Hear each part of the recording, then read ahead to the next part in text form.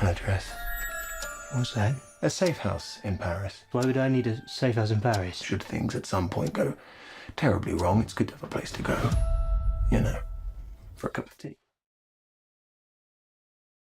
Crimes of Grindelwald, which is what the film should have been called rather than Fantastic Beasts, because there's not that many beasts. It's directed by David Yates, who's directed quite a few of the Harry Potter films, and the last Fantastic Beasts stars Eddie Redmayne, Ezra Miller, Jude Law, and Johnny Depp. And so far, the Harry Potter films have all had one thing in common. They've all been consistent. They've all been at least good. And the first Fantastic Beasts does follow that trend. But however, this one is not good. Let's start off with the things I liked, because it's a lot easier to go off on a rant about what I didn't like. First of all, the cast. I mean, there are some good performances in the film. Jude Law, I liked his performance as Dumbledore. I like the Dumbledore from the first two Harry Potter films more than I liked Gavin performances in the later ones. Didn't feel like he was the same Dumbledore. He didn't do a bad job, but they just felt like two completely different people to me. Or Jude Law does a good job of feeling a bit like both, but then bringing his own. And like I said, with Gavin's performance, he was good. He definitely brought his own, but it didn't feel like the same character, and I always feel like you need to kind of have that element of the same person. Johnny Depp, he didn't have a huge amount to do, but he was fine. He's a good villain, but yeah, he just didn't have a lot to do in the film. And Eddie Redmayne, you know, same as the last film, he was good. It's directed well. David Yates has directed quite a few of the Harry Potter films and the last Fantastic Beasts, so direction-wise, there's a lot of beautiful shots. He does a good job. Going on to what I disliked, lazy writing. There's no excuse in a film, especially when it's written by J.K. Rowling, who wrote all of the books, and I'm sure she had a hand with the other films, and I know she wrote the screenplay for The Last Fantastic Beasts, but there is no excuse for a film with lazy writing. I'm not going to go into a lot of it because there's spoilers and stuff. I'm going to just mention one thing, which you could consider a mild spoiler, but it was in the trailer, so I class it as a not spoiler, but if you really don't want to know, skip a couple of seconds. But that is just the fact that the guy in the Muggle in the last film, they wipe his memory.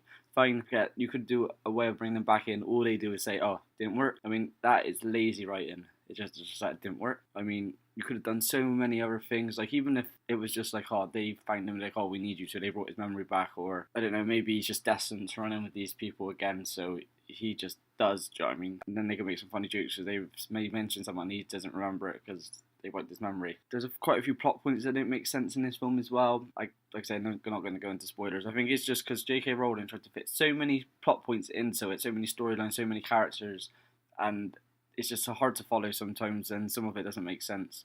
There's continuity errors, which continuity errors are what they are. I didn't really mind too much as long as it didn't affect the story, but I know a lot of Harry Potter fans will complain. I mean, just to get on the fact, you know, the whole McGonagall thing people are going on about? McGonagall, literally, they just say her name so she can walk out some students out of the classroom. They could have used anybody rather than getting all this up in the air because, oh, she wouldn't have worked there at this time. They could have just avoided that. They did not need that in there at all. And I mean, like I said, with a lot of it crammed in and plot points and storylines, the film's boring. And with so much going on, you think it'd be hard to, you'd be at least entertained even if it's a bad film. It's not. It's boring most of the way through. I was looking at my watch a lot thinking, oh, I wonder how long's left.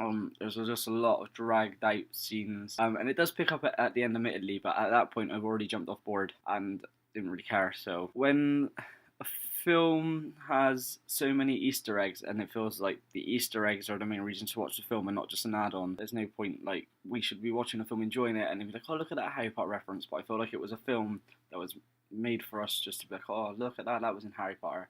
It's a money grab. I don't know whether J.K. Rowling was the main folk, like she was like, oh, I want to make these films, or whether Warner Brothers asked her and she said yeah because she didn't want anybody else maybe writing the films because it's her magical world. I don't know, or maybe Warner Brothers are saying, look, we're doing it, do what you want, so she just wrote a script and this is what we got. I mean, there's no excuse for poor writing, especially when you are the person that made up this world, do you know what I mean? Especially like some of the continuity errors as well. You shouldn't just put yourself in that position. I'm going to give Fantastic Beasts: The Crimes of Grindelwald a 4 out of 10. Just because it was, like I said, it's boring, lazy writing, it was a money grab, Easter eggs were cool, but that shouldn't be the main reason we see the film. There's only a quick review. Obviously, Josh isn't with me today. Like, comment, subscribe. Anything you want us to talk about, anything you want to hear, just let us know. We can go into that. But yeah, thanks for listening.